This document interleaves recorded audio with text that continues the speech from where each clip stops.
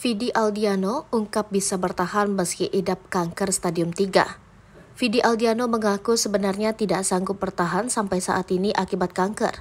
Namun Vidi Aldiano menyebut bisa bertahan meski sudah idap kanker stadium 3 karena istrinya. Vidi Aldiano mengaku selalu ditemani istrinya Sheila Dara setiap kali kemoterapi di rumah sakit. Dengan demikian, Vidi Aldiano mengaku dapat motivasi untuk terus berjuang sembuh dari penyakit kanker ginjal yang diidapnya sejak tahun 2019. Diketahui, sakit yang diderita Vidi Aldiano sempat memudar, namun sel kankernya datang bersarang lagi di tubuhnya. Sudah 2 tahun ini, Vidi Aldiano menjalani terapi dan kemoterapi di rumah sakit.